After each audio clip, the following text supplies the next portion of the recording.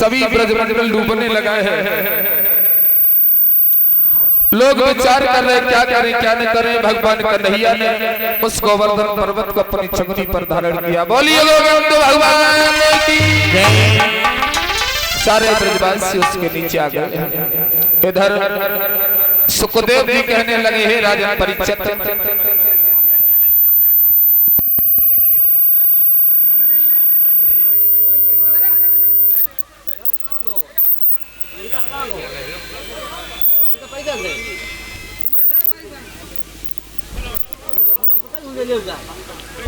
इधर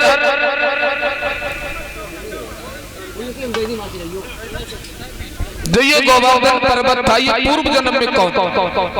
आइए जैसे परीक्षित जी ने प्रश्न किया आपसे, ये जब भगवान श्री राम सेतुबंध रामेश्वर पुल बनवा रहे थे, इधर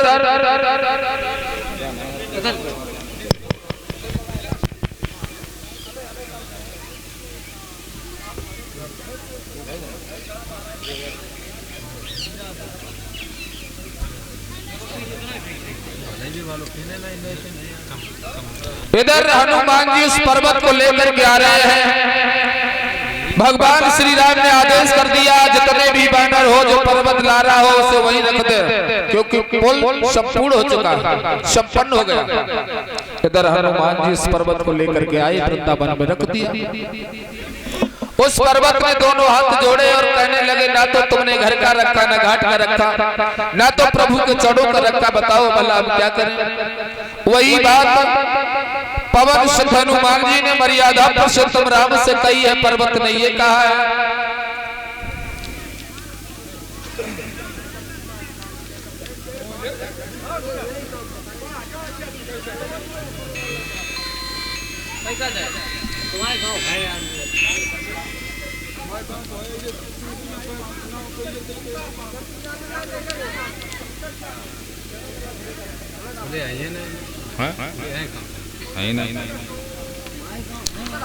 इधर भगवान श्री राम ने ये कहा है कि जाओ उस पर्वत से कह देना कि द्वापर में जब हमारा कृष्ण अवतार होगा तब पूजन करके अपनी छगनी पर उसे धारण करेंगे। तो यही गोवर्धन पर्वत था। बोलिए गोविंद भगवान की।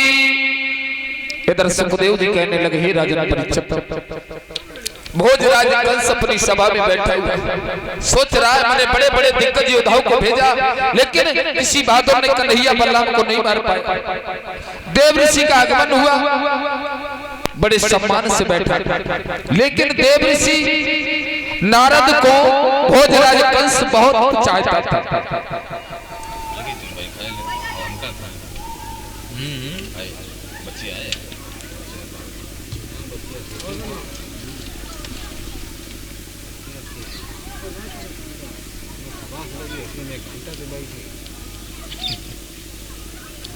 देव ऋषि नारद ने ये कहा भोजराज कंस, कन्हैया और बलराम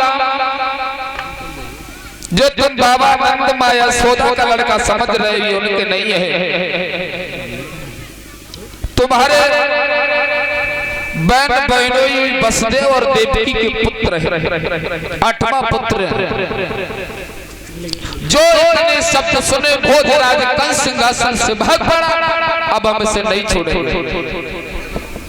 देव ऋषि नारद कहने लगे ठहर जाओ, कहाँ जा रहे हो? बोले हम नहीं छोड़ेंगे, इन्हें ही मार देंगे। बोले पागल हो गए,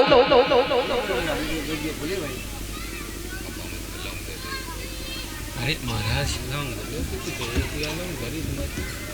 अरे ये तो तुम्हारे घर में है, जब चाहे तब मार देना। पहले उन्हें कन्हैया बलराम के बारे में सोचो। भोजराज कंस कहने लगा बाबा हम तो आपसे वही सलाह देना चाहते, कोई ऐसा उपाय बताओ जिससे कन्हैया बलराम मारे जाए। अगर कन्हैया बलराम नहीं मारे गए, मेरे मथुरा में आ गए, उन्होंने हमें अगर मार दिया तो हमारे पीछे मेरी प्रजा के लोग रो रो के मर जाएंगे, क्योंकि बाबा हम मरना नहीं चाहते। देव ऋषि नारद कहने लगे भोजराज कंस से अपने यहाँ धनुष यज्ञ और उस धनुष यज्ञ में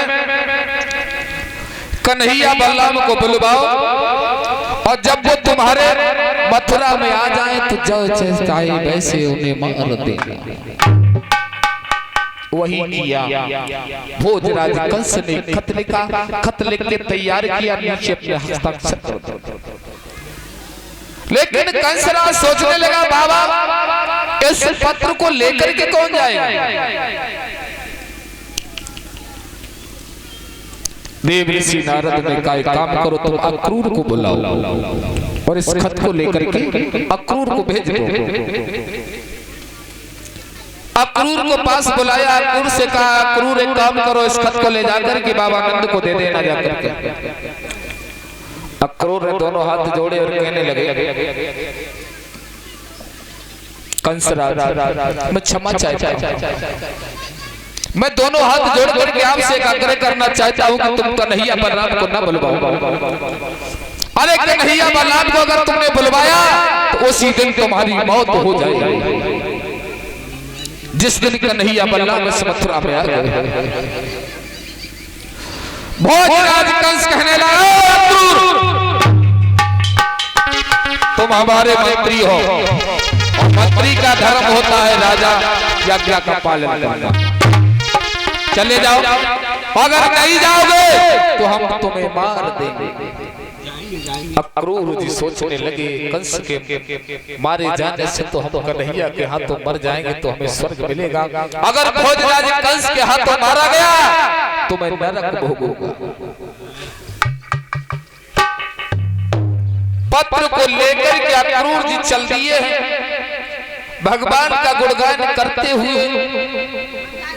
जब वृंदावन में पहुंचे हैं बाबा नंद ने बड़ा सम्मान किया, उस पत्र को बाबा नंद को दे दिया।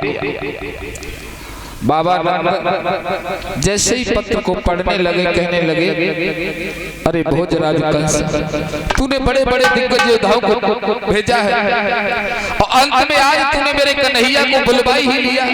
रोने लगे। तब तक कन्हैया बलराम पास में आ गए और क्रूर जी से बोले चाचा क्रूर, अरे वो भोजराज कंस तो बड़ा अत्याचारी है,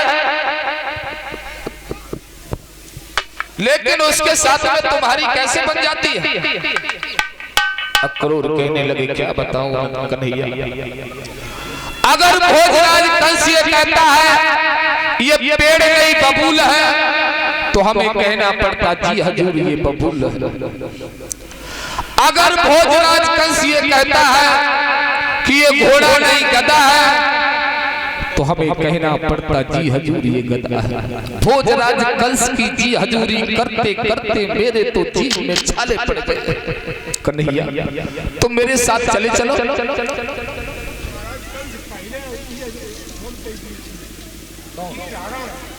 सब सुनाई दिए, बैठो सुनाई दिए। अबे हाँ सुनाएंगे, बैठो। भोजराज कंस का खत ले जाकर के अक्रूर जी ने जब दिया, अक्रूर जी कन्हैया से बोले काम करो,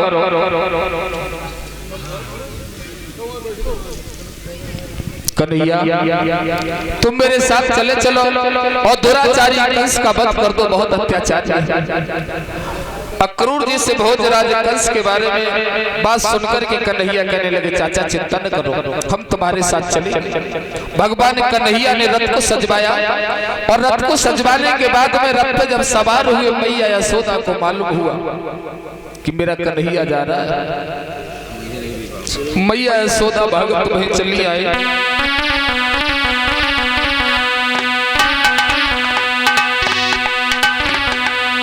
चले हैं मथुरा को भगवान देख के यशोदा बनी चले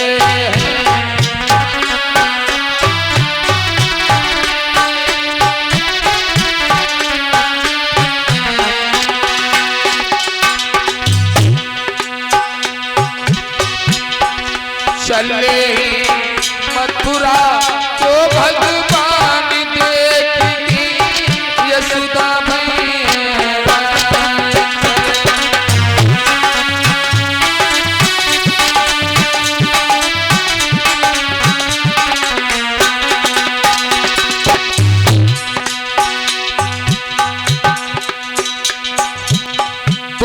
कंसन तुम ही बुलाया, माँ से पुत्र जुदा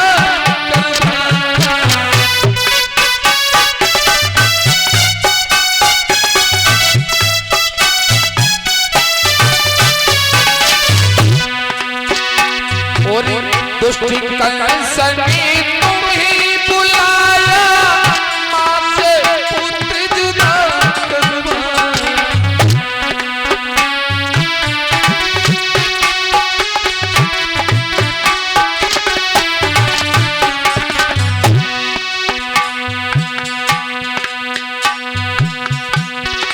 रखना मुरलीधर कछु ध्यान देती यशोदा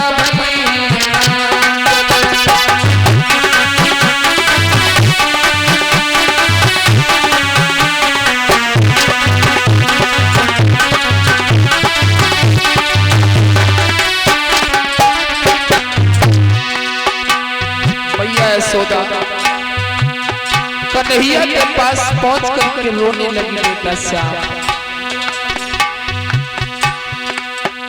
तुम लौट के जल्दी आना, बूढ़ी माँ को भूल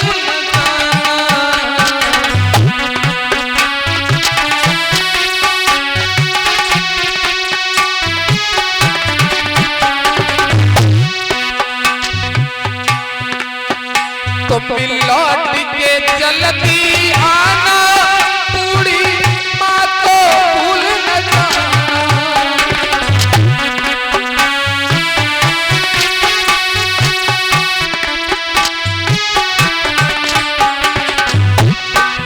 लौट के आना तुम्हें घनश्याम देखेंगे, यशोदा मैया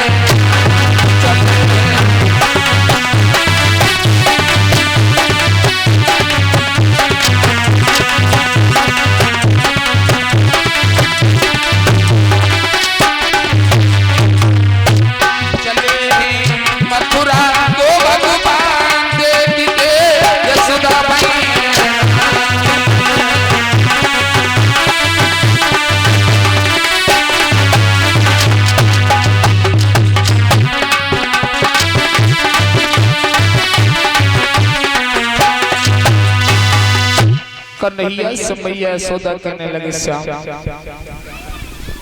आज इस भोजराज कंस ने मेरे श्याम को बुलवा ही लिया है,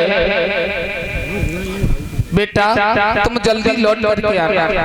भगवान कन्हैया कहने लगे मैया यशोदा कल मामा कंस के धनुष है, परसों मैया हम तुम्हारे पास आ जाएंगे। रथ को आगे बढ़ा दिया। मैया यशोदा बिलखने लगी। एक सहेली ने जाकर के राधा को बताया, जो राधा को मालूम हुआ होश उड़ गई, भागती हुई चली आई और रथ को आगे से घेर लिया है। राधा बोली है श्याम कहाँ जा रहे हो, कहाँ जा रहे हो श्याम? कन्हैया कहने लगे राधा मैं मथुरा जा रहा हूँ। क्यों? इसलिए जा रहा हूँ मामा कंस के यहाँ धनुष यज्ञ है, कल धनुष यज्ञ देखूंगा, परसों राधा हम तुम्हारे पास आ जाएंगे।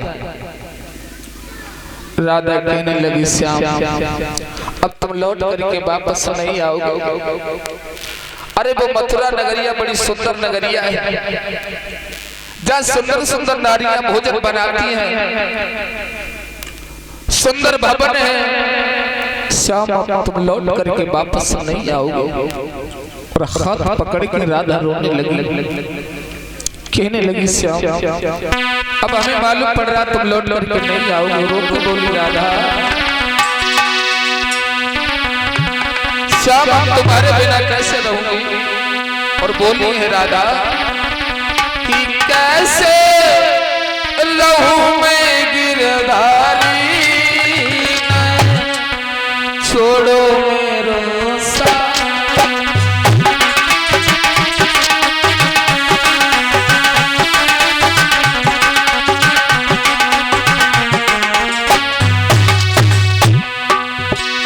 श्याम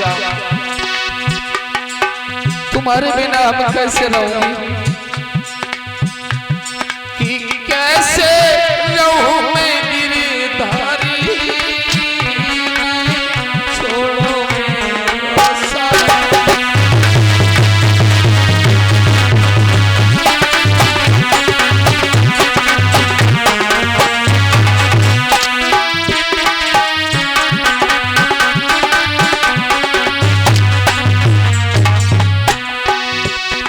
राधा श्याम के रोग बोली श्याम बालापन में संग संग खेली बालापन में संग संग खेली अरे एक बात सुनी तुम मेरी